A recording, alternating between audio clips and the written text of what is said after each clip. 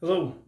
In this video, I'm going to go over three embellishments that we play on the bagpipes, and they're all usually grouped under the grip embellishments because they all start out very similar. So the first embellishment I like to go over is the grip, or the limlua is what they call it. Now these names are sometimes borrowed from the Pibroch tradition, where they didn't have anything written down. It was all the notes that you would play were all pronounced by syllables. And so this grip made a sound like limlua, limlua, limlua. And so they called it the limlua. And then later it got to be called grip. I'm not real sure why. Maybe because you're gripping the chanter. I don't know. But these are your grip exercises. So again, on page 112 will be the exercises that we can go over. So we're going to start on an E note. Okay, everybody remembers how to do that from your scale. So to perform the grip, what you're going to do is you're going to come down with your E and your A fingers. Come down and make a low G. All right, as soon as you make that low G, you perform a D grace note. Up and down with the D finger. That makes your second G. And then we go back to our E note. Okay, so that is a grip from E to E, and that's the first note that we use on page 112. Typically, well, not typically, maybe anymore, but grips were always on the same note. If you were on F, but now we sometimes go to, like, maybe a little A to C. I have a B to C, A to B, and so on. There is a little bit different on one of these grips. They call them a rodent, where you use a B grace note. We'll go over that in just a minute. So again, if you're on E, for example, you go down to a low grace note, D grace note, which makes your second low G, and then you go back to your E. And it will sound like this.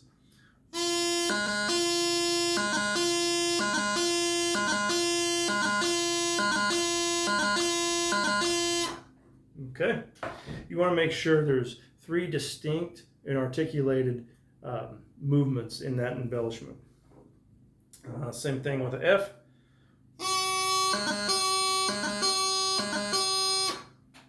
Here they have a G.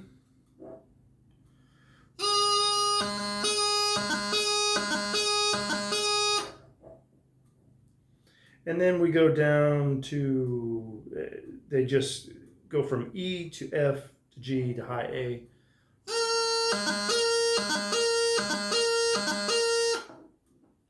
So E, F, G, and A. Now they do have grips from the lower hand, from A to C.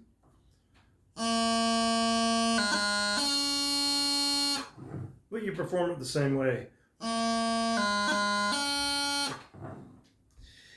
B to C.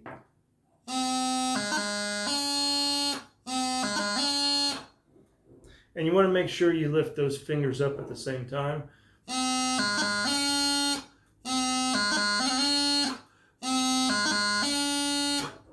To help you with that, you lift this finger.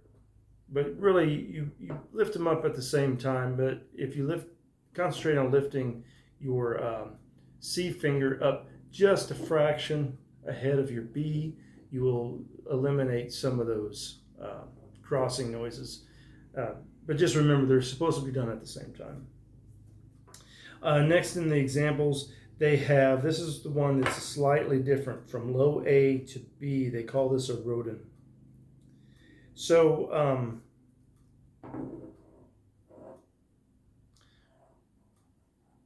you're on B.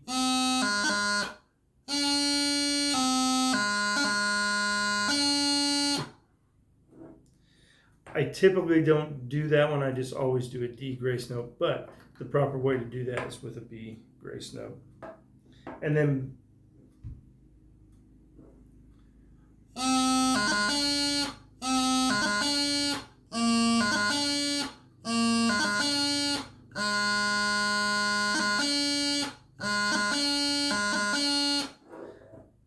typically don't do it on low G because we're already on the low G. So we typically don't do it on the low G. But those are the grip rudiments. Next are the Taorluath exercises. A Taorluath starts off exactly the same way as a grip. But then right here, what we do, let's say if we're going from A to A with a Taorluath, what we would do is after performing the grip, we always do the E grace note to that. So we're on low G, we're on low A, we go down to our low G, D grace note, which makes the second low G, okay? And then to get back to our low A, E grace note to low A.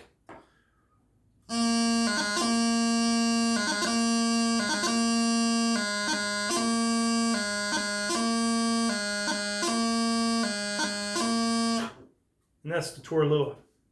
Now, the beats, where do the beats go on this? On the grip, the beat will go, the entire grip will go before the beat, and the theme note is on the beat or the click. On the Taorluath, it's the E grace note going into the theme note that's on the beat. The grip will still be ahead, but the E grace note will be on the beat. So we can do this from any note.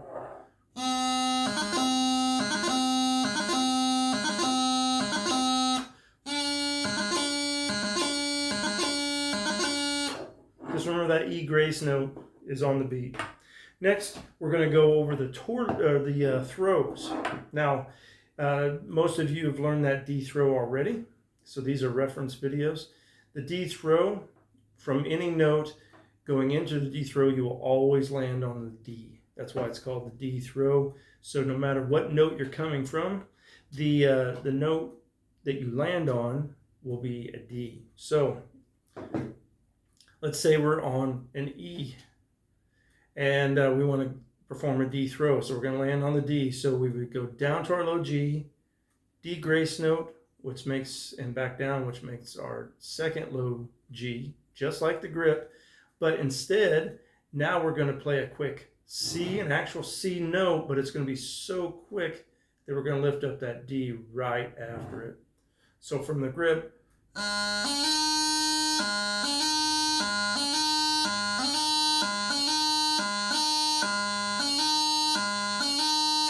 okay.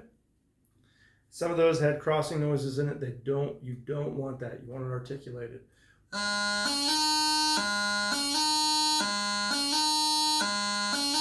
Just like that. So let's perform the whole D throw.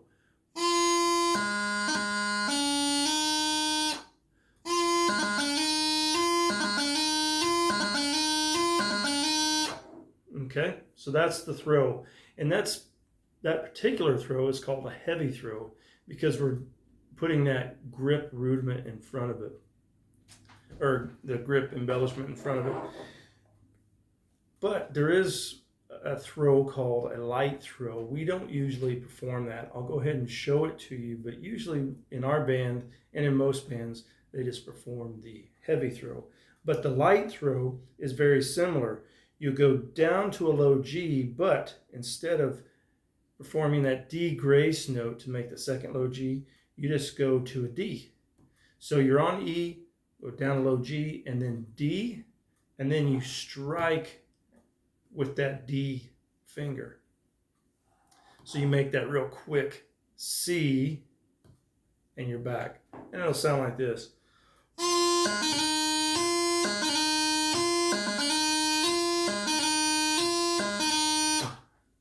So sometimes some bands will use that light throw on a like Amazing Grace, something that's very light.